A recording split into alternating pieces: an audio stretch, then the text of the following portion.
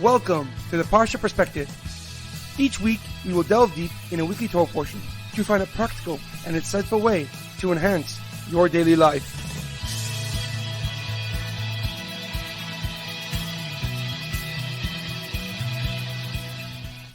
Thank you for tuning in. My name is Rabbi Shalom Yamini, and each week we will look into the weekly Torah portion to find practical and insightful ways to enhance your daily life. This week's Parsha Perspective is in honor of the Refuah Shlema, the complete and speedy recovery of HaRav Amitai ben Shoshanna, Leah Mintche Gittel, and Shaul ben Berta.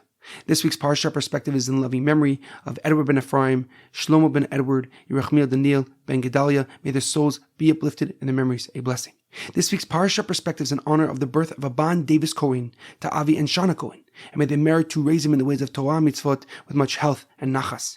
This week's Parsha Perspective is in honor of the Torah dedication by the Cohen family this Sunday. May Hashem continue to bless Yoram, Yael, and their entire family with happiness, health, and success. Please join the celebrations this Sunday the 10th at 2 p.m. at Chabad Israel Center on 1520 South Robertson Boulevard. The Shabbos before Pesach is called Shabbos HaGadol, the Great Shabbos. The Shulchan Aruch explains that a great miracle had happened on the 10th of Nisan when the Jewish people left Mitzrayim, when they left Egypt, which was on a Shabbos.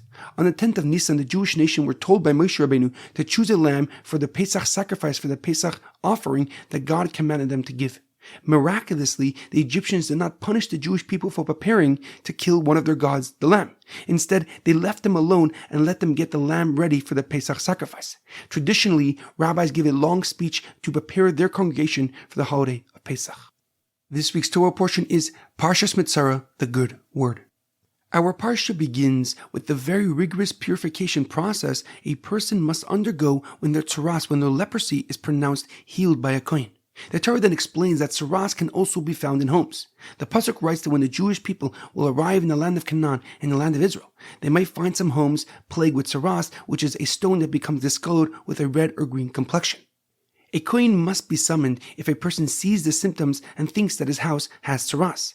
The Kohen will examine the home, and if he suspects that it is Terraz, the house must be quarantined for up to 3 weeks. At that point, the house is declared either pure or specific stones must be removed, and in the most extreme of cases, the house must be demolished. However, a question comes to mind.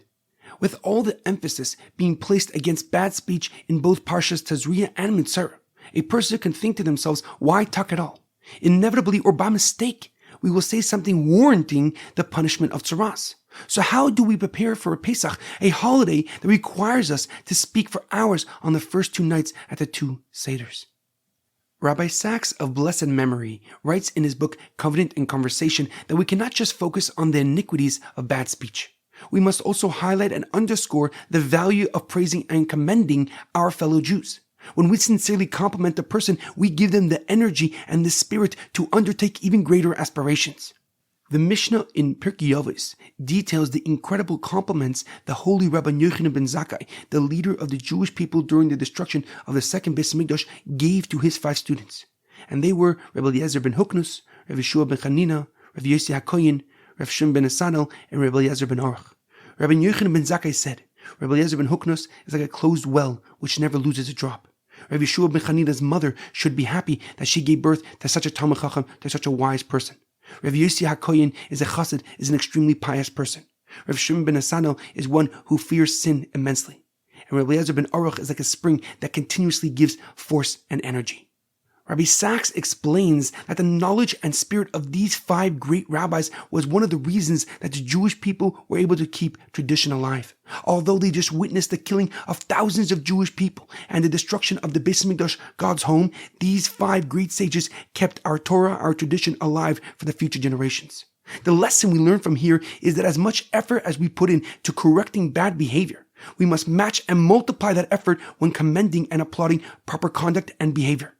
And this message is ever more prevalent as we rapidly approach the holiday of Pesach. For it is almost impossible to quantify the stress and pressure people are under as Jews around the world are scrubbing every inch of their homes to get ready for Pesach.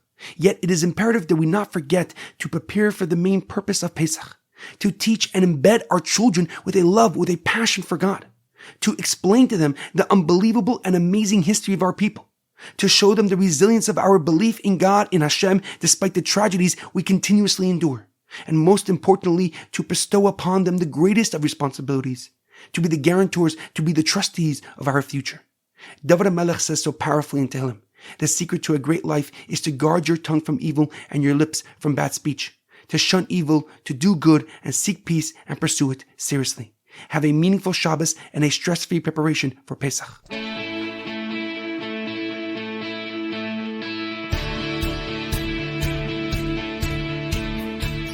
Thank you for tuning in to the Parsha Perspective. Check out our website, theparshaperspective.com. Send thoughts and comments to theparshaperspective@gmail.com. Till next time, thanks for listening.